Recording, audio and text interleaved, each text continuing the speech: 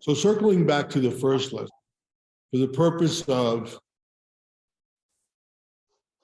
putting all this together in a practical way, the very first thing we did was, because it's the art of living and dying. And we don't look at dying and not look at living, right? Because as we discussed, both are processes, right? It's not like you live one day and then you're dead the next day. It's not like that. Even if you were born in the hospital and God forbid the next day you passed, right? It's not like that. It's a whole process according to the Vedic tradition and the Semitic Kabbalistic tradition. And we know it scientifically a little bit now, right? Because we know that a baby just doesn't come out and that's it. We know that there's conception, there's 9 months, there's all that process. So even if we look at that on face value, we can see that being born is certainly a process. And dying is a process as well. So what we did first is we went back in the Torah to Bereshit, right? The beginning. And we looked at it and we said, okay, this pure divine consciousness, pure unified field, the cosmic sea, is emanating always. And it's not relative, it's absolute. So the word in the Kabbalah for this is, as we know, is Ein Sof, right? And that means without end, without beginning, without end. So it's always going like that. But then making space for a relative creation that we all live in is what the Bet energy in Bereshit, the beginning of creation. So everything is full of divineness, right? Divine love, every fullness, always. But this divine love, and we went to the Zohar, right? And we said, creates a palace for itself in the very beginning of the Zohar. Like a silkworm, right? A silkworm creates this thing around itself, a palace. The silkworm creates its own palace of its own self. So this is just an analogy to the creation in Bereshit. So why is that important? Because being, we are part of that palace. Everything in nature is part of the palace. The universes, our solar system, our bodies, the plants around us. I see some plants in your room. It's all the palace. It's the palace of God. It's the palace of without end, right? So like the silkworm, all of this was created by that.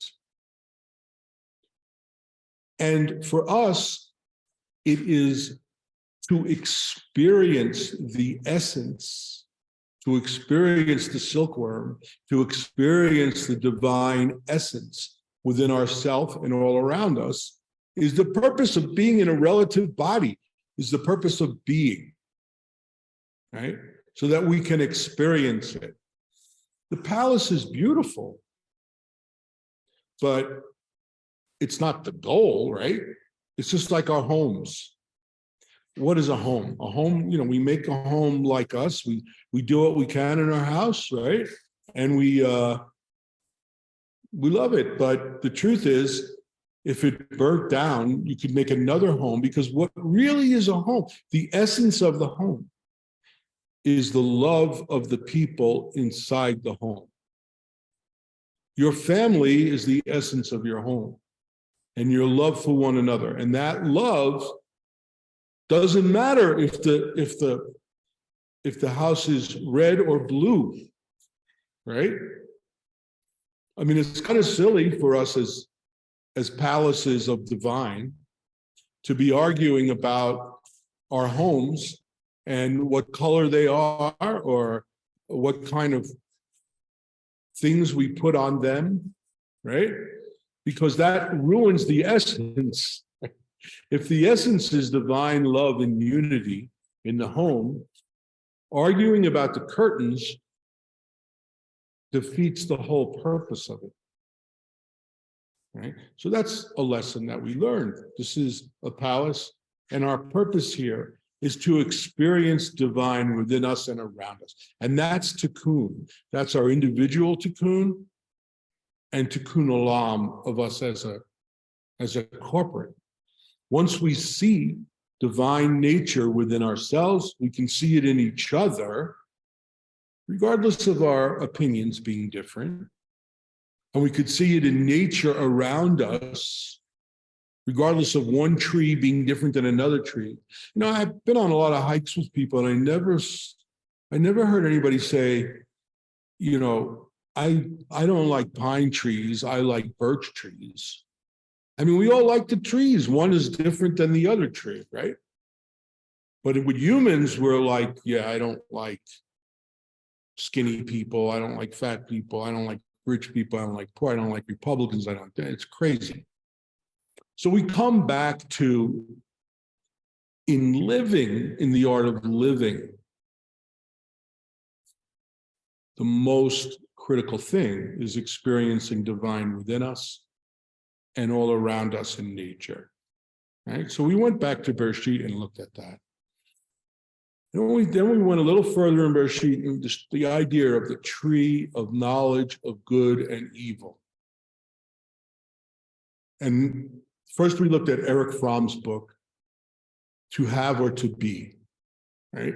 So in essence, this story, the allegory of a serpent convincing Eve and Adam to eat of this tree, the essence of that, the beginning of that was, you're in a state of being in the Garden of Eden within yourself, and the tree of life is flowing consciousness. The rivers of the tree of life is that flowing consciousness within you.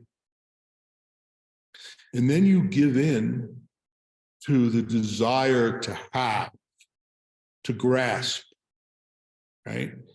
To be, oh, okay, different, more, to have more. And consequently, judgment of what's good and bad enters the picture. And then they're afraid, they're hiding behind a tree, they're embarrassed to be naked. We talked about all of that, right? So when the rubber meets the road, what are we saying? Well, if we just look at our meditation, this is something we don't want to do in our meditation, right? We don't want to judge the good and the evil in our meditation. So we sit down, we close our eyes, we do our breathing, and we're in a state of surrender. And we just be, not have, we be, right? So we're in a state of being. We're not grasping for Oreo cookies or, you know, trying to turn on the radio or grab our cell phones and blah, blah, blah. We're in a state of being. So that's the first thing. And Sefer Yetzirah tells us, we don't want to be, we want to let go and be in a state of being. So we're not going to fall for the serpent in us saying, oh, I got to have something. I need an Oreo cookie during my meditation. No, we don't need to check our cell phones. So there's that. And then we don't want to judge. Our thoughts come and our thoughts go. It might feel like an evil thought, it's not. So we have our Hebrew letter, we surrender, and then thoughts come and thoughts go. Oh, I thought about my boss, I shouldn't have done that. I have too many thoughts. I don't have enough gap. I don't have enough being. No, that's falling for this serpent again. Just whatever happens, happens. You're in a state of being. You're a witness to this thing. So that's what we conclude from this allegory. And when we go out into the world of action, we take some of that with us, of that higher consciousness, right? Where, yeah, of course, we need to have things to live. We need to have some food. We need to have a shelter. But our biggest thought in action isn't, oh my God, I gotta have. Our biggest thought is, I need to be what I was created to be, which is experiencing that essence within this palace, right? So if we live like that, according to the Kabbalah, the Sefer Yetzirah, we cross these boundaries of higher consciousness. And each time we cross them, it's a transition for us. And that transition can be really big, can, like life-changing. And there are also smaller transitions that aren't as life-changing, right? But each time we face them with the idea that okay, there's this yirah, fear, which is sort of like an awe, like going into a higher state of consciousness. It's like going from elementary school to middle school, or from middle school to high school to college. So we're used to these transitions, one job to another. We're single, we're married. All of these transitions are processes of life, the evolution of life. Same thing with death. So as we experience the transitions from that peace within us, we're able to experience yirah, kind of fear, and it doesn't keep us from going forward. And like the Baal Shem Tov said, it's the same when one dies and the soul moves out, right? It's what he says is strength to strength. So the strength of us passing the borders in our lives is just another border, right? So, but if we're not used to it, it's like falling off a cliff instead of a smoother transition, because we're used to transformation. That's why the Zohar says rigidity creates klipot. If we're rigid and refuse to change throughout our lives, that klipot makes it harder for us to experience the art of dying in that Bordeaux, as they say in the Vedic tradition, that transition period, right? So if we live in a way that is trying to experience the divine in the palace and going through those transitions, when we pass, when our soul leaves, it'll be another transition, obviously a big one, just like the birth. Your birth was a big transition. So that's what we talked about there. And then we proceeded to talk about the community, or the Sangha, the Vedic tradition they call Sangha, right? The Sangha is the community that helps each other. So the intention is for us to help each other, uplift each other, help each other through the borders. We can't cross any border for anybody. And life is the bigger teacher, right? But we all have different things that we contribute to each other's puzzle. And as we contribute those things to each other's puzzle, we're helping uplift each other. And that's what the community of meditators, or your family, or your church, or your synagogue, that's what it's really about. It's not that you all believe the same thing, or eat the same thing, or vote the same way. What it is that the intentionality with which you live is the same, which is personal spiritual development, growing in love and kindness and compassion and empathy, right? That's what creates a Sangha. We want to uplift each other. So we looked at that and said, okay, in different traditions, there's different ways that people approach this art of dying. And Philip talked about the way of Judaism. And I talked a little bit about the way of Hinduism and Buddhism, and how very much similar they are. And the bear brought in some ideas of Christianity as well.